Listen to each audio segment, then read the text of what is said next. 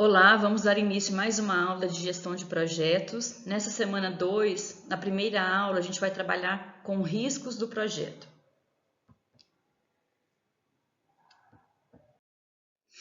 Os objetivos dessa aula: introduzir o conceito de risco, demonstrar os principais tipos de risco em avaliações para projetos, entender as fases da administração de risco e, por fim, demonstrar as principais ferramentas de gestão de risco.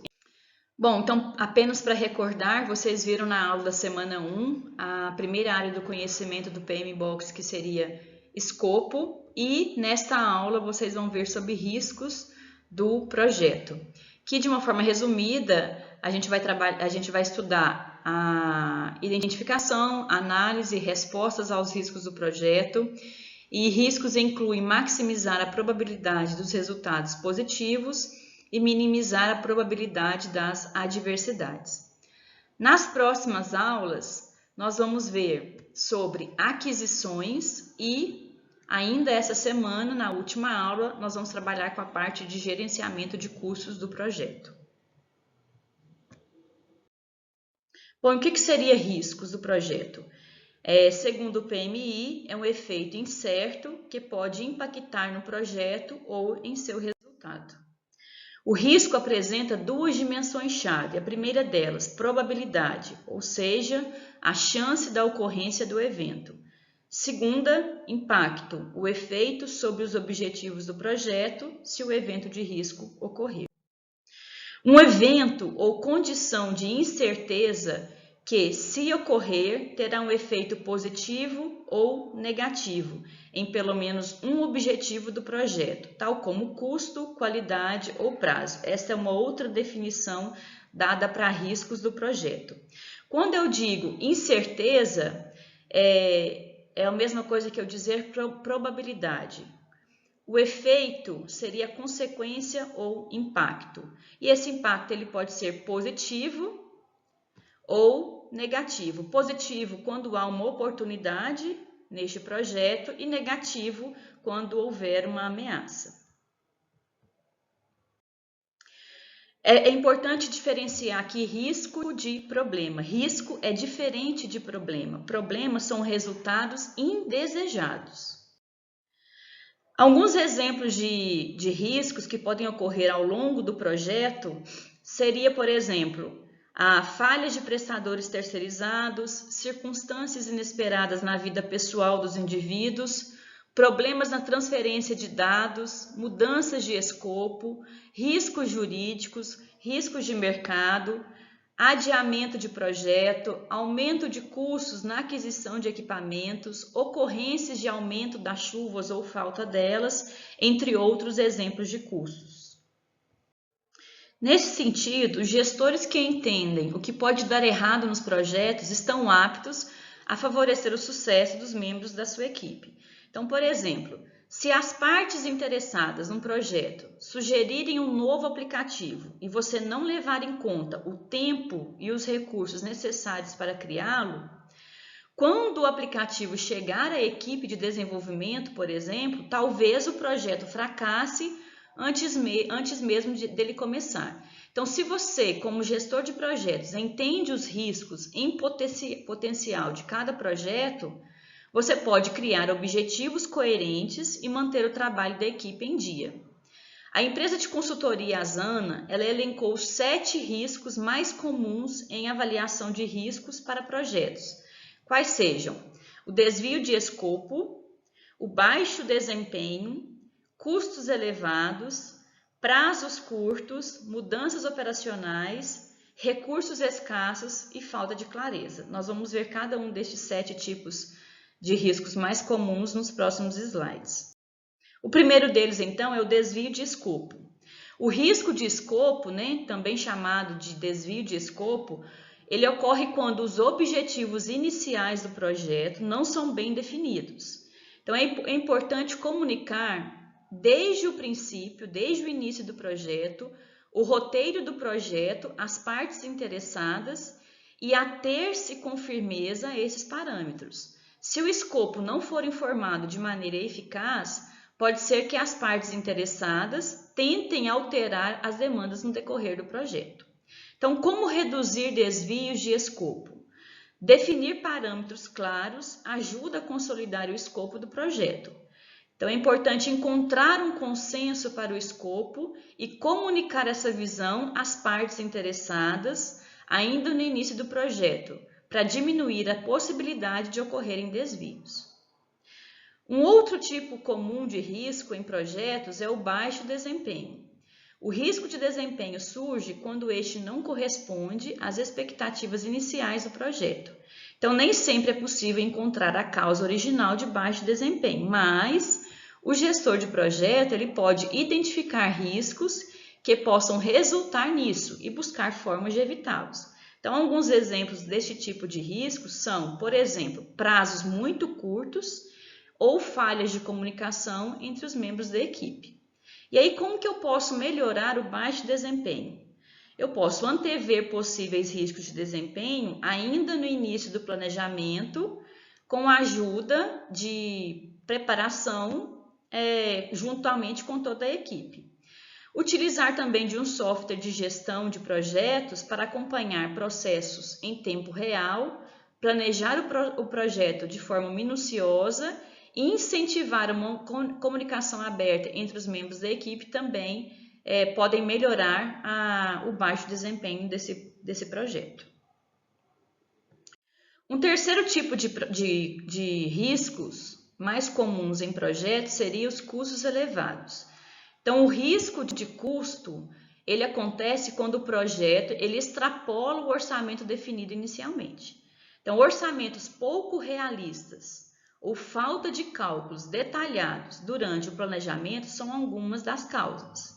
Então, por exemplo, quando você, como gestor de projeto, está confiante que o projeto será concluído sem consumir todo o orçamento, é um possível risco.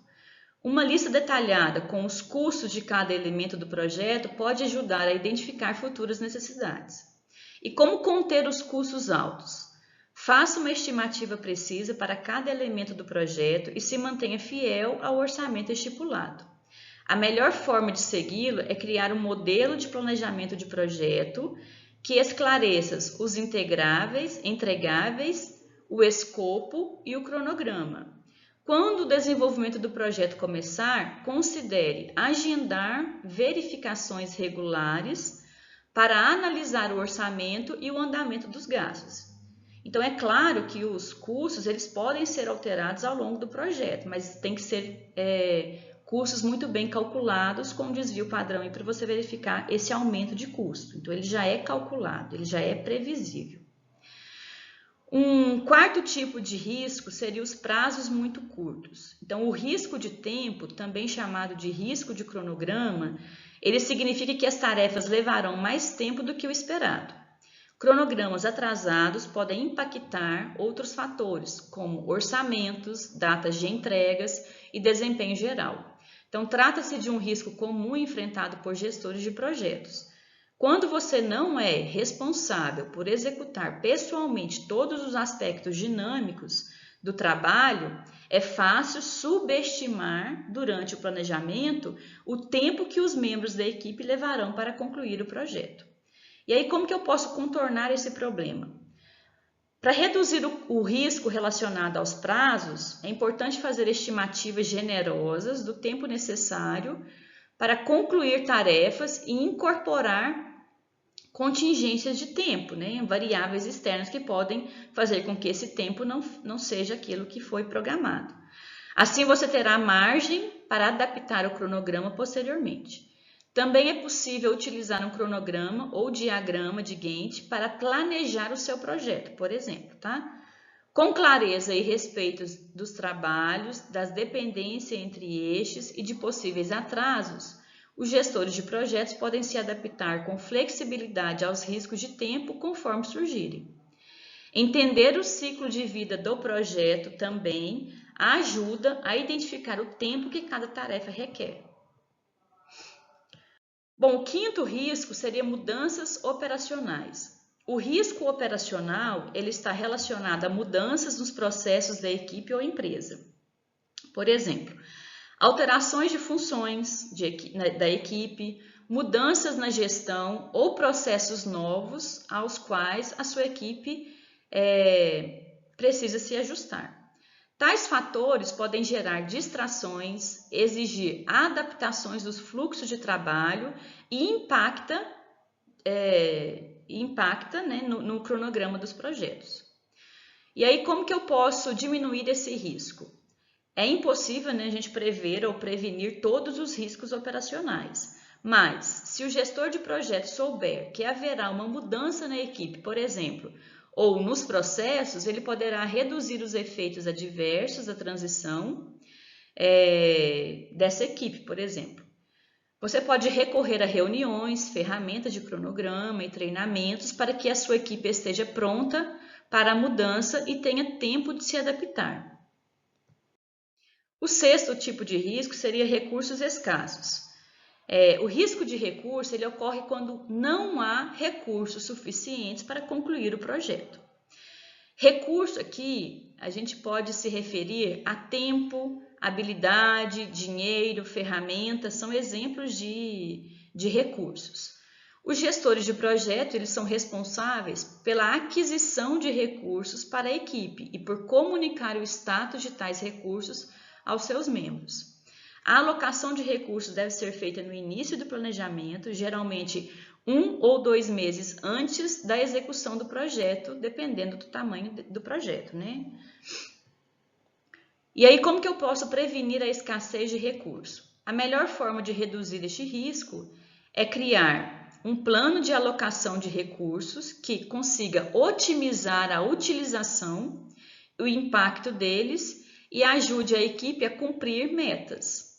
Quando você como gestor de projetos, sabe de antemão quais são os recursos necessários, a chance de esgotá-los futuramente diminui. E por fim, falta de clareza. Essa falta de clareza ela pode se manifestar como falhas de comunicação pelas partes interessadas, escopos de projetos vagos ou prazos imprecisos. Isso pode ocasionar falta de visibilidade devido à fragmentação do trabalho, orçamentos extrapolados, atrasos na entrega das tarefas ou das partes do projeto, alteração de demanda no projeto, mudança de direção do projeto ou resultados abaixo do esperado. E aí, como promover clareza, né? Como minimizar esse risco? Ao planejar o projeto, verifique várias vezes as demandas para assegurar-se de estar tudo em ordem. Todos os envolvidos estão em sintonia, né? Todos os stakeholders estão em sintonia. Os stakeholders aqui no caso internos, tá? Ou que fazem parte do projeto. Os desenvolvedores estão prontos para a próxima fase? O escopo foi definido de forma clara? Então, também é importante confirmar se o acesso às informações do projeto está disponível para todos. Com as informações centralizadas numa mesma ferramenta, os participantes poderão acompanhar o avanço do projeto e aí você consegue dar mais clareza às informações, dar mais clareza às etapas do projeto. Bom, portanto, a gestão de risco ela serve para identificar quais categorias de risco têm a maior probabilidade de afetar o seu projeto e criar um plano para diminuir esses riscos. Ao considerar as 4 fases da gestão de avaliação de riscos de projeto, quais sejam identificação, avaliação, análise e eliminação, o gestor de projetos ele poderá se antecipar a riscos e manter um bom funcionamento do projeto. Bom, então a gente vai ver agora quais seriam essas 4 fases. A primeira delas, né, seria a identificação do risco. Os riscos eles podem ter origem no próprio projeto, em ocorrências não planejadas e em causas externas. E o primeiro passo na análise de risco é identificar quais deles poderão afetar o seu projeto. Então, além daqueles 7 tipos de riscos que a gente viu nos slides passados, né, existem outros que eu já falei lá no início, que seriam falhas de prestadores terceirizados, problemas na transferência de dados, mudança de prioridades, riscos jurídicos e etc. Então, é importante que o gestor de projetos ele faça algumas perguntas para iniciar o processo de identificação dos riscos. E quais seriam essas perguntas? Por exemplo, qual é a probabilidade de ocorrer este evento de risco? Qual é o impacto e a severidade se esse risco se concretizar? Qual é o nosso plano de resposta ao risco? Considerando a probabilidade e o impacto, qual é o nível de prioridade? Quem é o responsável por estes riscos? Após responder a essas perguntas, né, continue o processo de gestão, defina as prioridades de cada risco, procure soluções implementáveis e monitore regularmente. E essas perguntas, elas podem ser trabalhadas ou gerenciadas através das técnicas de avaliação de riscos que a gente vai ver mais no finalzinho. Então, identificação do risco ainda, né? As consequências de uma variação de risco entre o mínimo e o traumático afetarão, lógico, o resultado do projeto e a consecução dos objetivos. Então, o projeto ele pode fracassar em parte ou mesmo completamente, né? Também pode afetar a duração, o orçamento, a qualidade, o desempenho. Então, identificar o risco é primordial.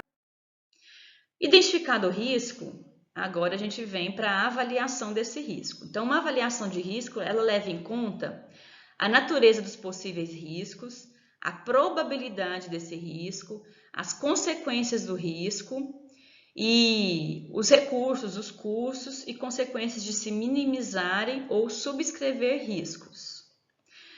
É importante você organizar uma lista de riscos, identificando quais deles têm maiores chances de se concretizar.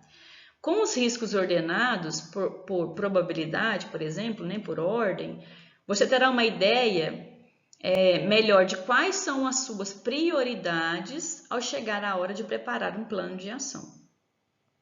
Entender a probabilidade de concretização dos riscos é importante para definir prioridades de ação, mas não deixe também de avaliar o impacto que cada um deles tem nos seus negócios.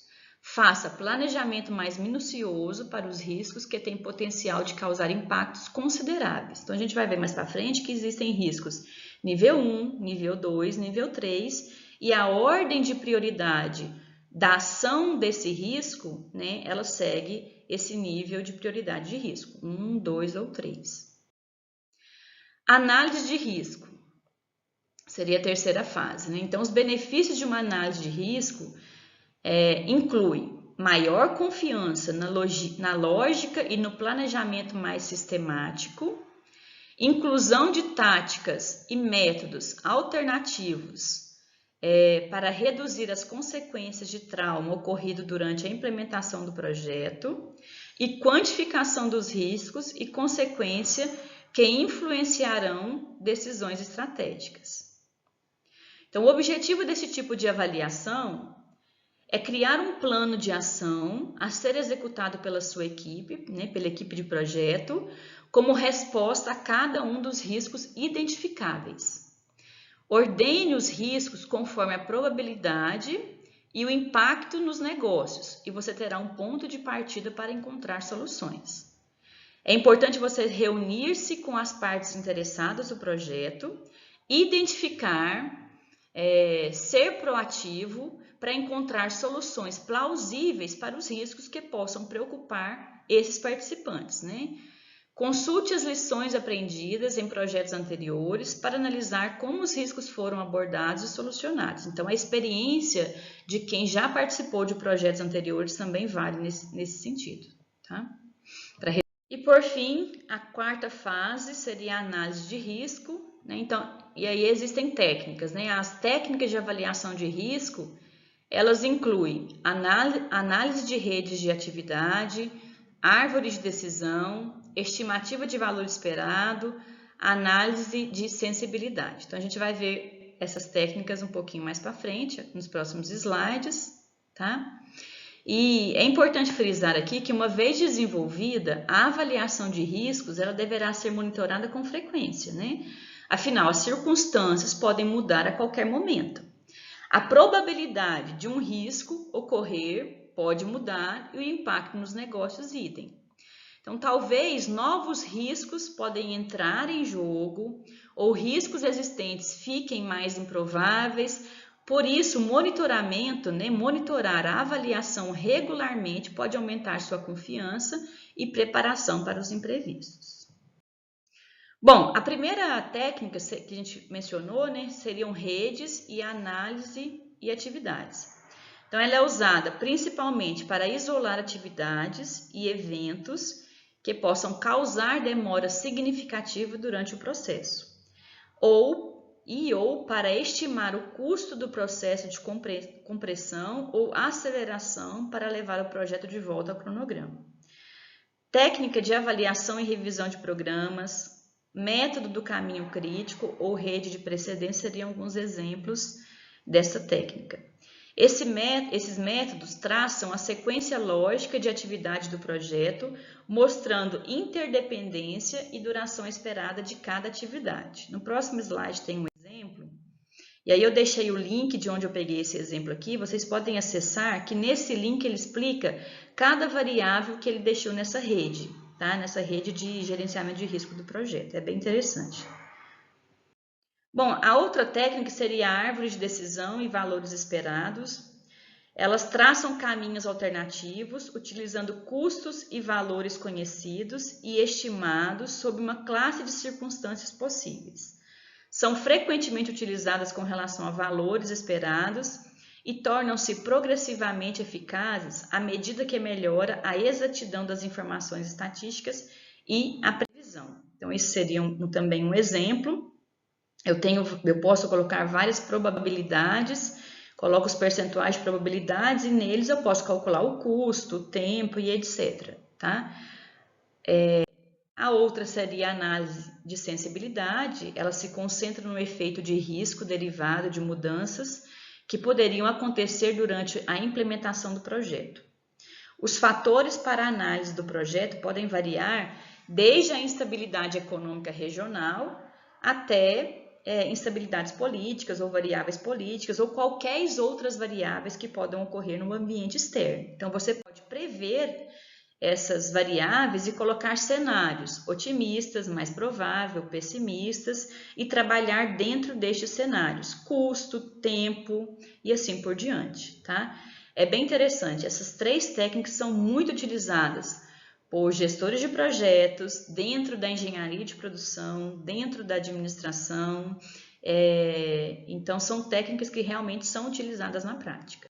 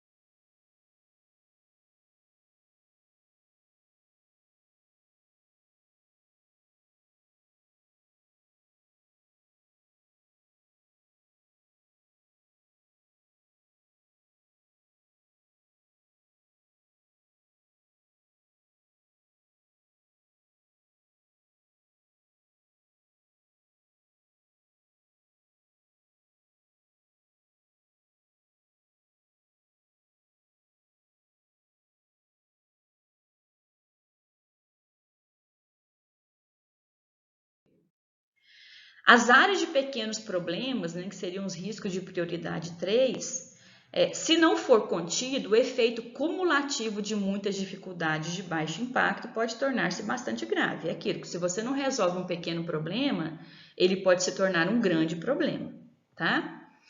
Bom, em resumo, então, né, ou concluindo, a administração de risco, ela envolve um conjunto de processos, de técnicas, de ferramentas e boas práticas para tornar as incertezas mais gerenciáveis, tá? A administração dos riscos é um processo contínuo ao longo da vida de todos os projetos.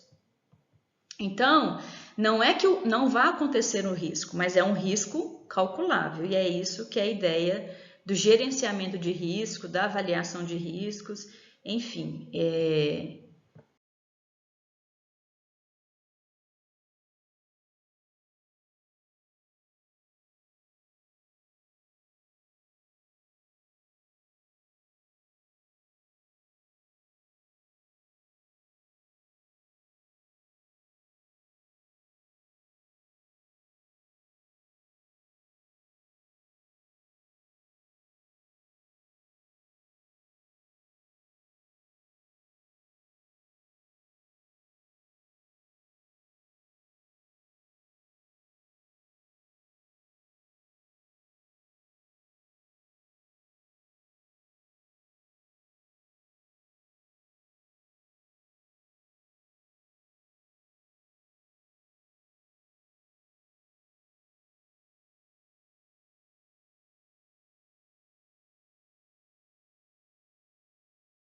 Bom, então a gente chegou ao final da primeira aula da semana 2, onde tratamos sobre gerenciamento de riscos, e nas próximas aulas dessa semana a gente vai trabalhar uma outra área do conhecimento, que seria a integração. Bons estudos e eu aguardo vocês na próxima aula.